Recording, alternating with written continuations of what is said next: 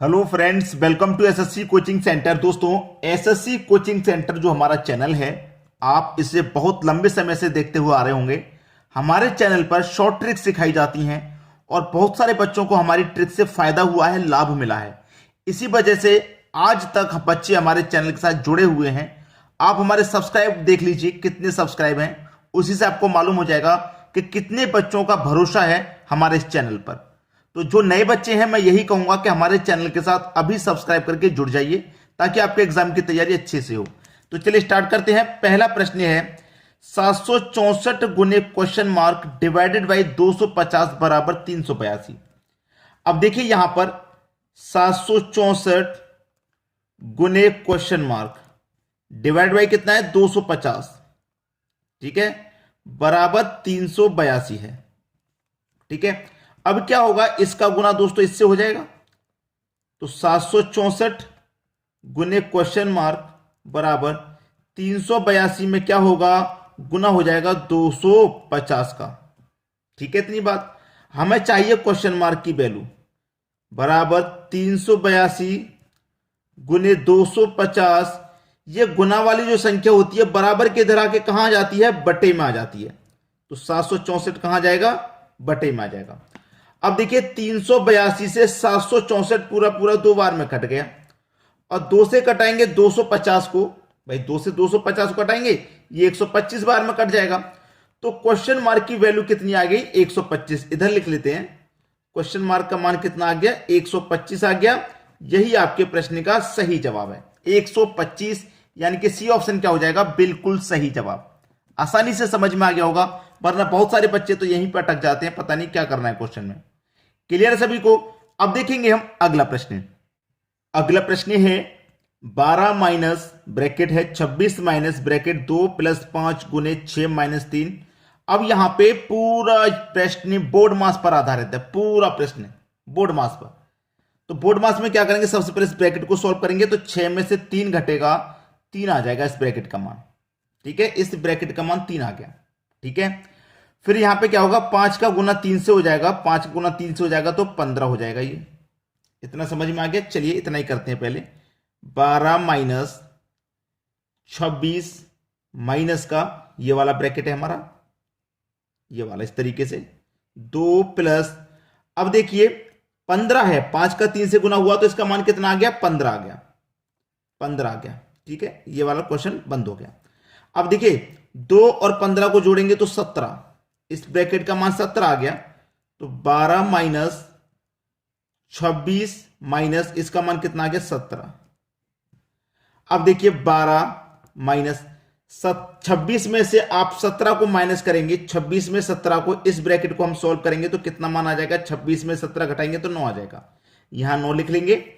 अब 12 में से 9 घटा दो, भाई 12 में से 9 घटा देंगे, आपका आंसर आ गया 3। बोर्ड मास पर आधारित बेशक था, लेकिन ज्यादा मुश्किल प्रश्न नहीं था। 3 आंसर आपका आ गया। ठीक है, आपका आंसर 3 आ गया, बिल्कुल आसानी से आया। अब देखेंगे अगला प्रश्न। अगला प्रश्न है यदि x प्लस वाई बराबर 19 और x माइनस वाई बराबर 7, तो एक्स वाई का मान क्या होगा। हमको दे रखा है x प्लस वाई बराबर 19, ठीक है, और x माइनस वाई बराबर 7 दे रखा है हमको, यही तो दे रखा है। प्लस का y माइनस का y कटेगा, x और x मिलके 2x हो जाएगा, भाई दोनों x को जोड़ेंगे तो 2x बराबर 19 और 7 को जोड़ेंगे तो ये 26 हो जाएगा। तो 2x बराबर 26, तो x का मान निकालेंगे बट्टे में, ये गुना वाली संख्या इधर आके बट्टे में आ जाती है, तो 2 से मैं कटा दूंगा 26 को, कितना आ जाएगा, 13 बार में कटेगा। तो x का मान कितना आ गया भैया, 13। अब ध्यान से देखिएगा, हमारे पास x और y दोनों को मिलाकर के 19 था, जिसमें से अकेले x का मान 13 है। तो भैया मैं कितना जोड़ूं कि 19 हो जाए, तभी तो मुझे y का मान पता चलेगा, पता चलेगा कि नहीं। तो मैं 13 में अगर 6 जोड़ दूंगा तो 19 होगा, दोनों को जोड़ेंगे तो 19 हो जाएगा। तो मुझे y का मान भी पता चल गया भाई, x और y। ठीक है, x का मान 13 है, y का कितना हो जाएगा 6, तभी तो दोनों को जोड़ के मेरा 19 आएगा। x और y दोनों का मान पता चल गया। अब हमसे पूछ रहा है x और y क्या होगा, x और y का गुना, तो गुना कर दो भाई, 13 और 6 का क्या कर दो गुना, 13 6 78। ये आपका सही जवाब है 78, जो कि सी ऑप्शन में दिया गया। भाई एक्स वाई पूछ रहा है, दोनों का गुना कर दो, एक्स और वाई दोनों वैल्यू हमें पता चल गई क्या क्या है। अब देखेंगे अगला सवाल। अगला सवाल है 60 गुने 5 गुने 12, 12 के बट्टे में 180 और 180 के बट्टे में है 3। देखिएगा 60 गुने 5 गुने 12, ठीक है। ये जो तीसरे नंबर पर संख्या होती है ये ऊपर पहुंच जाती है गुना में, तो यहां पे ये 12 के गुना में 3 आ जाएगा, गुने 3 बटे में क्या रहेगा 180। तीसरे नंबर की संख्या हमेशा गुना में पहुंच जाती है ऊपर, ठीक है, क्लियर है। अब इसी को सॉल्व कर लेंगे, आपके प्रश्न का आंसर आ गया, ठीक है, खत्म प्रश्न। देखिए इसे मैं कटाऊंगा, 3 6 18 और 1 0 60 बार में कटेगा भाई, 60 बार में कटेगा ये। 12 पंजे 60, 12 से 60 5 बार में कट गया, 5 से 5 कट गया, सब कुछ कट गया, बस सिर्फ और सिर्फ आपके पास क्या बचा, आपके पास बचा 60। यही क्या है आपके प्रश्न का आंसर 60, पहला ऑप्शन बिल्कुल सही। समझ में आ गया सभी को। अब देखेंगे अगला प्रश्न। अगला प्रश्न है 9 के बट्टे में 13 डिवाइडेड बाई 18 के बट्टे में 26 डिवाइड बाई 90 के बट्टे में 52 बराबर क्या होगा। देखिए 9 के बट्टे में 13, अब इस डिवाइड वाली संख्या को आप गुना में चेंज करेंगे तो संख्या पलट जाएगी।